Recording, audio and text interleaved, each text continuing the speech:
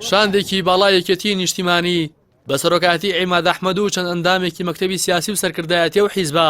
سەردانی ئەنجومەنی سیاسی کۆمەڵی ئیسلامیان کردو لەلایەن محەممەد حەکیم کارگێڕی ئەنجومەنی سیاسی و ڕێبوار حەمەد ئەندامی ئەنجومەنی سیاسی و فاروق عەلی و قادر ساڵح ئەندامانی سەرکردایەتی و فەخرەدین قادر سکرتێری پێشووی پەرلەمانی کوردستان پێشوازیان لێکرا لە کۆبوونەوەکەدا دۆخێرێم و عێراق و ناوچەکە و پەیوەندیە دووقۆڵەکانی نێوان کۆمەڵ و یەکێتی تاوتوێ کراون. کۆبوونەوەکەشمان بەگشتی تەبان قسەکردن و هەم لەسەر هەلومەرجی ناوچەکە و عێراق کە ئێستا خۆتانەزانن دۆخێکی تایبەتەیە کە ناوچەکە بەگشتی پێیدا تێپەڕێمە لەو ڕۆ گفتوگۆمان کرد و بیرڕاکانیشمان لێکەوە نزیک بوون بۆ چۆن پێکەوە هەموو هێزە سیاسیەکان ئەمانجی بکەین و ئەوە بکەین کە لە بەرژەوەندی خەڵکی کوردستان و هەرێمی کوردستان و عێراقا و بەشێکی کۆبوونەوە کەشمان قسەمان کرد لەسەر پەیوەندی دووقۆڵەکانی نێوان ئێمە و یەکێتی نیشتیمانی کوردستان و پێشتری شەمە دیدار و کۆبوونەوەمان هەبووە بۆ بیر و ڕامان گۆڕیەوە لەو ڕۆوە کە پەیوەندیەکانمان زیاتر پەرە پێ بدەین و هەمانجی باشترمان هەبێ بۆ بەردەوامیش گفتوگۆ و دیدار لە نێوان هەردوو لادەبێت.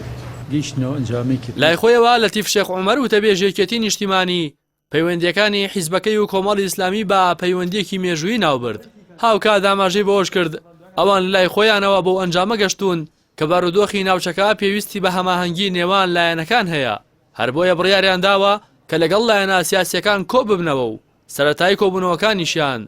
لە کۆمەڵی ئیسلامیەوە دەست پێ کردووە. ئێمە لە لێکۆڵنەوەمان و قسەوباز لەسەر بەردۆخی عێراق کوردستان ناوچەکە گەیشتنەوە ئەنجامەی کە پێویستمان بۆیە کە لەگەڵ برایانی کۆمەڵی ئیسلامیە و دیارە لەگەڵ هێزەکانی تریشا کە دواتر سەردانیانەکەین و قساکەین بواری هەماهەنگی هاوکاری و کارکردنی هاوبەش فراوانتر کەین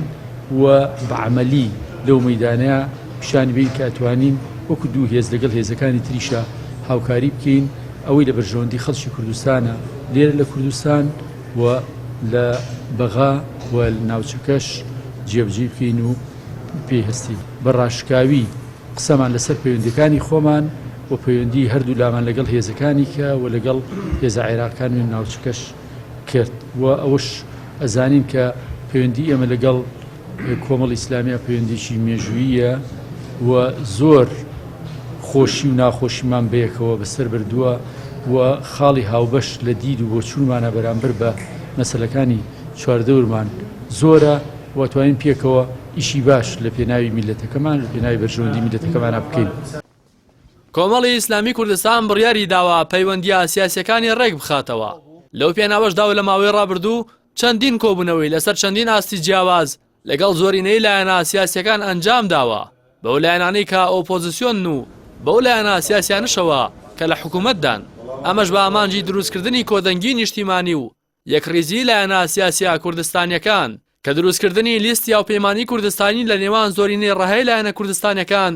بۆ هەڵبژاردننی ئەنجومەنی پارێزگاکان لە ناوچە دابڕێنراوەکان بە بەرهەمی هەوڵ و نێوەندگیریەکانی کۆمەڵی ئیسلامی دادەنرێت. ڕاستی حەمامین کەناڵی ئاسمانی پەیام